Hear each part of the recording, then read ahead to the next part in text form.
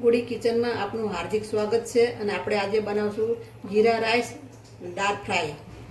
તો આપણે પહેલાં છે ને 6 ગ્લાસ જેવું પાણી મૂકી દીધું હતું તપેલામાં ગરમ થવા અને ચાવલને પલાળી દીધા હતા 10 મિનિટ માટે। પછી આપણે અંદર ચાવલ 2 પાણીએ ધોઈને અંદર એડ કરી દીધા, મીઠું નાખી દીધું, તમાલપત્રું નાખી દીધું અને 2 લોંગ નાખી દીધા। એટલે ભાત હમણાં બફાઈ જાય એટલે આપણે ઓસાઈ નાખશું, વધારાનું પાણી કાઢી લેશું। બીજી બાજુ આપણે દાળ કુકરમાં બાફા મૂકી દીધી છે। ચાર દાળ ભેગી કરી હતી, અડધી કલાક પલાળી દીધી હતી, મસૂરની, મોગર દાળ, તુવેર દાળ અને ચણાની દાળ। હવે આપણે 2 પાણીએ ધોઈને કુકરમાં લઈ લીધી છે બાફવા માટે અને 2 લોંગ નાખ્યા છે। આપણે તમાલપત્તા નાખશું, 2 એલાચી લીલી નાખશું, થોડું ઘી નાખશું અને મીઠું અને હળદર બધું આપણે નાખીને અને બાફા મૂકી દઈશું 3-4 સીટી વાગે ત્યાં સુધી। આપણે લોહી મૂકી દીધું છે વઘાર માટે। આપણે હવે ઘી નાખશું અને ઘી ના નાખવું હોય તો તેલ, પણ ઘીથી સ્વાદ સારો આવે એટલે આપણે વધારે ઘી નાખશું 1 ચમચી જેવું। થોડુંક તેલ પણ નાખશું એટલે ઘી દાજી ના જાય। થોડુંક તેલ એડ કરશું, ઘી સાથે મિક્સ થઈ જાય સરસ મજાનું। જીરું નાખી દઈશું આપણે વઘાર માટે ઘીમાં, ગરમ થઈ જાય ને એટલે થોડુંક વધારે નાખશું એટલે સ્વાદ સારો આવે, 1.5 ચમચી જેવું।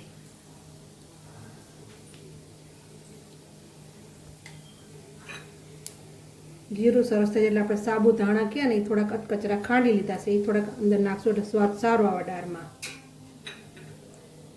થોડી હિંગ નાખશું એટલે એનાથી ટેસ્ટ સારો રહે।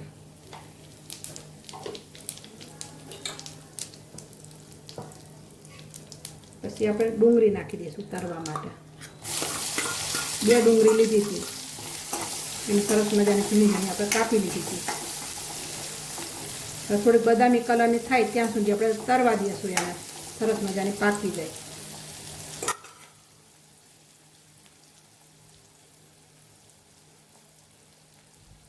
સાથે સાથે આપણે ભાતનો પણ વઘાર કરી લઈશું ડુંગળી થાય ત્યાં સુધી।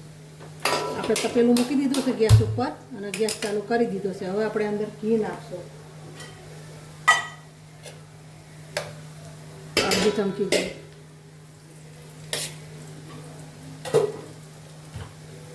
એમાં થોડું તેલ નાખશું એટલે આપણું ઘી દાજી ના જાય, ટેસ્ટ સારો રહે।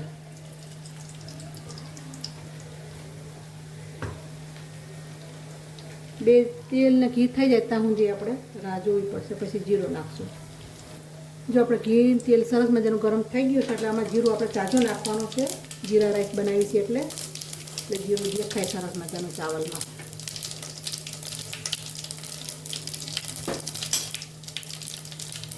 જીરું બધું આપણું સરસ મજાનું ફૂટી ગયું છે તેલમાં ઘીમાં। તો આપણે અંદર ભાત જે ઓસાયા હતા એ અંદર નાખી દેશું।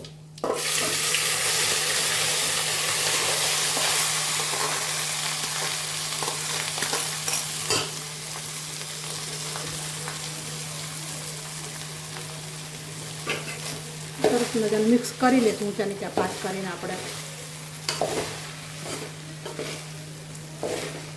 ધાણા પણ અંદર નાખી દઈશું એટલે ટેસ્ટ સારો રહે ભાતનો।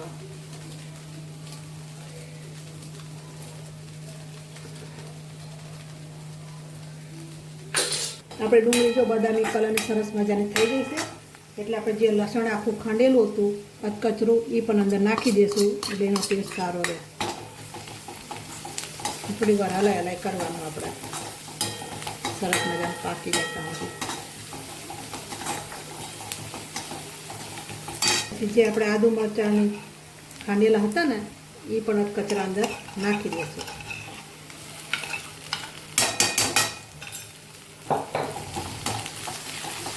સરસ મજાની સુગંધ આવવા માંડી।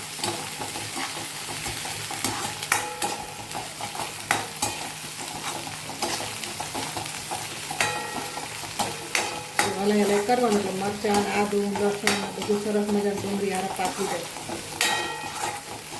એનાથી ટેસ્ટ સારો રહે। આપણે અંદર ટમેટા પણ નાખી દઈશું હવે, એટલે એ પણ મસ્ત મજાના અંદર પાકી જાય। થોડુંક આપણે મીઠું નાખી દઈશું એટલે ટમેટા જલ્દી ચડી જાય, સરસ મજાના સોફ્ટ થઈ જાય। દાળમાં નાખ્યું તો એટલે મીઠું અત્યારે આપણે ઓછું નાખવાનું, બાફામાં નાખ્યું તો એટલે આપણે થોડું ઓછું નાખવાનું। થોડીક વાર સરસ મજાનું હલાય કરવાનું. ટમેટા સોફ્ટ થઈ જતા સુધી ચડી જાય મસ્ત. જો આપણે ટમેટા, ડુંગળી, આદુ, લસણ, મરચાં બધું સરસ મજાનું અંદર પાકી ગયું છે. હવે આપણે અંદર મસાલા એડ કરશું. 1 ચમચી ધાણા જીરું, અડધી ચમચી જલારામ મસાલો ગરમ, હળદર આપણે બાફામાં નાખી દઈએ એટલે થોડીક જ નાખશું, અને 1 ચમચી કાશ્મીરી મરચું, એટલે એનાથી કલર સરસ મજાનો આવે. થોડુંક આપણે પાણી એડ કરશું અંદર, કે મરચું ને એવું કંઈ દાજી ના જાય. અંદર પાણી એડ કરશું એને, મસાલો ભરી ના જાય, કલર સારો રહે. થોડીક વાર એને હવે ચડવા દઈશું આપણે. જો આપણે સરસ મજાનો બધો મસાલો, ડુંગળી બધું પાકી ગયું છે. હવે આપણે દાળ બાકી છે કુકરમાં એડ કરી લઈશું બધો મસાલો.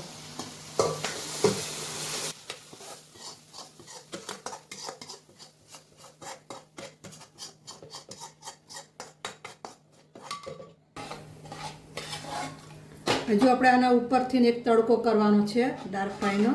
હવે આપણે તડકો એક કરી લઈએ. ત્યાં સુધી ધીમા તાપે આપણે ગેસ ચાલુ કરીને સરસ મજાનું મિક્સ થઈ જાય.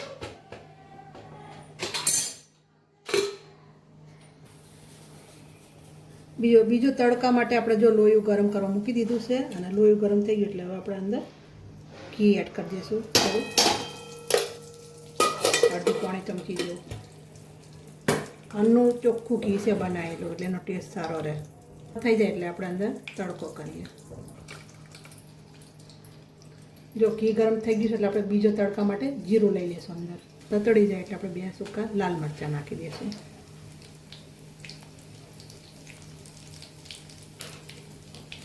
અને થોડુંક લાલ મરચું નાખી દઈશું, એટલે એનાથી તડકો સરસ મજાનો. ગેસ બંધ કરી દો એટલે લાલ મરચું આપણું બળી ના જાય. અને તડકો જો રેડી થઈ ગયો છે આપણો સરસ મજાનો.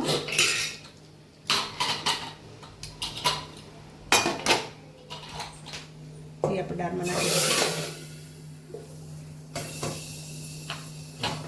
જો આપણો તડકો રેડી છે. આપણી દાળ સરસ મજાની જો કલર કેવો આવ્યો છે.